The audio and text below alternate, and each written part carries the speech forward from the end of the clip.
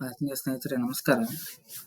ಇವತ್ತಿನ ಮಾರ್ಕೆಟ್ ನೋಡಿದ್ರೆ ನಿಮ್ಗೆ ಅನಿಸ್ಬೋದು ಎಲ್ಲ ಇಂಡೆಕ್ಸ್ಗಳು ಕೂಡ ಮೈನಸ್ನಲ್ಲಿದೆ.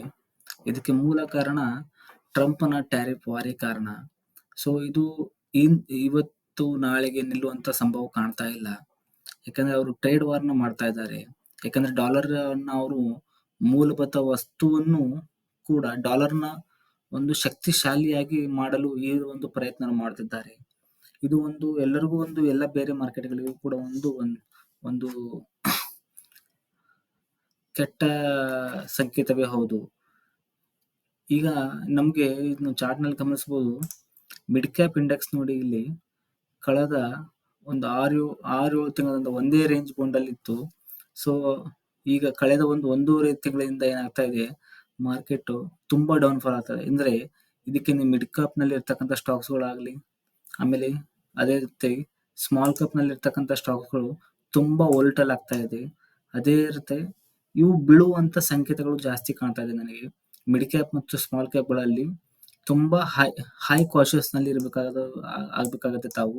ಸೊ ದಯಮಾಡಿ ಫ್ರೆಂಡ್ಸ್, ಯಾರು ಕೂಡ ಮಿಡ್ ಕ್ಯಾಪ್ ಮತ್ತು ಸ್ಮಾಲ್ ಕ್ಯಾಪ್‌ಗಳಲ್ಲಿ ಇನ್ವೆಸ್ಟ್ ಮಾಡುವಾಗ ನೀವು ಸಂಸ್ಥೆಯ ನಡೆ, ಅದರ ಮುಂದಿನ ಹೆಜ್ಜೆ ಏನಿದೆ, ಮುಂದಿನ ಕಾರ್ಯಯೋಜನೆಗಳು ಇದೆ, ಪ್ರತಿಯೊಂದು ಗಮನಿಸಿ ಆ ವಿಚಾರವನ್ನು ನೀವು ಇಟ್ಟುಕೊಂಡು ಮುಂದಿನ ಬಜೆಟ್‌ನಲ್ಲಿ ಏನಾಗ್ಬೋದು ಅಥವಾ ಫೆಡ್ ಮೀಟಿಂಗ್‌ನಲ್ಲಿ ಏನಾಗ್ಬೋದು, ಪ್ರತಿಯೊಂದು ನಿಮ್ಮ ತಲೆಯಲ್ಲಿ ಇಟ್ಟುಕೊಂಡು ನೀವು ಅಥವಾ ಟ್ರೇಡರಾ ಅಥವಾ ಲಾಂಗ್ ಟರ್ಮ್ ಇನ್ವೆಸ್ಟರಾ ಅಥವಾ ಶಾರ್ಟ್ ಟರ್ಮ್ ಇನ್ವೆಸ್ಟರ್ ಅಥವಾ ಸ್ವಿಂಗ್ ಟ್ರೇಡರ್ ತಾವು ತಮ್ಮಲ್ಲೇ ತಾವೇ ಅದನ್ನ ಡಿಸಿಷನ್ ಮಾಡ್ಕೋಬೇಕಾಗತ್ತೆ.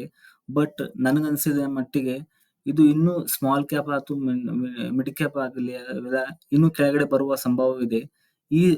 ಈ ಸಂಭವಗಳು ಬಂದಾಗ ನೀವು ಮಾಡಬೇಕಾಗಿರೋದು ಒಂದೇ, ಸ್ಮಾಲ್ ಕ್ಯಾಪ್ ಮತ್ತು ಮಿಡ್ ಕ್ಯಾಪ್‌ಗಳಲ್ಲಿ ಈಗ ನೀವು ಇನ್ವೆಸ್ಟ್ ಮಾಡೋದು ಸೂಕ್ತವಲ್ಲ ಅನಿಸ್ತಾ ಇದೆ ನನಗೆ.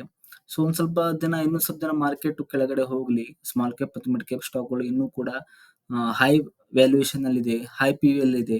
ಸೊ ಹಾಗಾಗಿ ನೀವೇನ್ ಮಾಡ್ಬೇಕಂದ್ರೆ, ನಿಮ್ಗೆ ಸಸ್ತಾದಲ್ಲಿ ಯಾವ್ದು ಸಿಗ್ತಾ ಇದೆ ಅಂದ್ರೆ ನಿಮ್ಗೆ ಕಡಿಮೆ ಬೆಲೆಯಲ್ಲಿ ಏನ್ ಸಿಗ್ತಾ ಇದೆ. ಈಗ ನೀವು ಮಾರುಕಟ್ಟೆಯಲ್ಲಿ ಹೋದಾಗ ಕೂಡ ಈಗ ಉಳ್ಳಾಗಡ್ಡಿ ಸೀಸನ್ ಎಕ್ಸಾಂಪಲ್ ಆಗಿ ನಾನು ಹೇಳ್ತಾ ಇದ್ದೀನಿ. ಉಳ್ಳಾಗಡ್ಡಿ ಸೀಸನ್ ಅಲ್ಲಿ ನಿಮಗೆ ಉಳ್ಳಾಗಡ್ಡಿ ಕಡಿಮೆ ದರದಲ್ಲಿ ಸಿಕ್ಕರೆ ನೀವು ಅದನ್ನ ಪರ್ಚೇಸ್ ಮಾಡಬೇಕಾಗತ್ತೆ.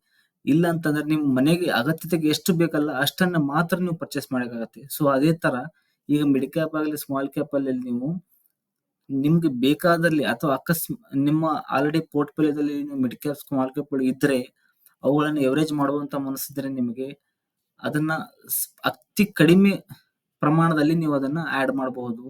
ಯಾಕೆಂದ್ರೆ ಮಾರ್ಕೆಟ್ ತುಂಬಾ ವೋಲಟೈಲ್ ಇದೆ. ಮಾರ್ಕೆಟ್‌ನಲ್ಲಿ ಯಾವುದು ಕೂಡ ಇಲ್ಲಿಗೆ ಕೊನೆ ಆಗುತ್ತಂತ ಹೇಳಿಕ್ಕಾಗಲ್ಲ. ಮಾರ್ಕೆಟ್ ಸ್ಥಿರವಾಗಿದ್ರೂ ಕೂಡ ಹೇಳಿಕ್ಕಾಗಲ್ಲ, ಅಸ್ಥಿರವಾಗಿದ್ರೂ ಹೇಳಿಕ್ಕಾಗಲ್ಲ. ಇದು ಪ್ಯೂರ್ಲಿ ಕೂಡ ನಡೀತಾ ಇರೋದು ಟ್ರಂಪ್‌ನ ಟ್ಯಾರಿಫ್ ವಾರ್ ಇಂದಾನೆ ನಡೀತಾ ಇರೋದು. ಆಮೇಲೆ ಕಳೆದ 6-7 ತಿಂಗಳಿಂದ ನಿಮ್ಗೆ ಗೋಲ್ಡ್ ಕೂಡ ಹೈ ಅಲ್ಲಿ ಹೋಗ್ತಾ ಇದೆ. ಇಂದು ಕೂಡ ಗೋಲ್ಡ್ ಹೈ ಅಲ್ಲಿ ಹೋಗ್ತಾ ಇದೆ. ಇದು ಕೆಟ್ಟ ಸೂಚ್ಯಂಕವೇ ನನಗನ್ಸಿ ಮಟ್ಟಿಗೆ. ಗೋಲ್ಡ್ ಇನ್ವೆಸ್ಟರ್‌ಗೆ ಒಳ್ಳೇದಿರಬಹುದು. ಡಿಮಾಂಡ್ ಕ್ರಿಯೇಟ್ ಇದೆ. ಡಿಮಾಂಡ್ ಇದ್ದಿರೋದ್ರಿಂದ ಗೋಲ್ಡ್ ರೇಟ್ ಹೈಕ್ ಆಗ್ತಾ ಇದೆ, ಒಪ್ಕೊಳ್ಳುವ ಪ್ರಸಂಗವೇ. ಆದರೆ ಇದು ನಮ್ಮ ಇನ್ವೆಸ್ಟರ್‌ಗಳಿಗೆ ಇದು ಒಳ್ಳೆಯದಲ್ಲ. ಅದೇ ರೀತಿ ಡಾಲರ್ ಇಂಡೆಕ್ಸು, ಡಾಲರು ಕೂಡ ಹೈ ಅಲ್ಲಿ ಹೋಗ್ತಾ ಇದೆ. ಸೊ ಇವೆಲ್ಲವೂ ನೀವು ಗಮನದಲ್ಲಿಟ್ಟುಕೊಂಡು ನಿಮ್ಮ ನಿರ್ಧಾರವನ್ನು ನೀವು ತೆಗೆದುಕೊಳ್ಳಬೇಕು. ಧನ್ಯವಾದಗಳು ಫ್ರೆಂಡ್ಸ್.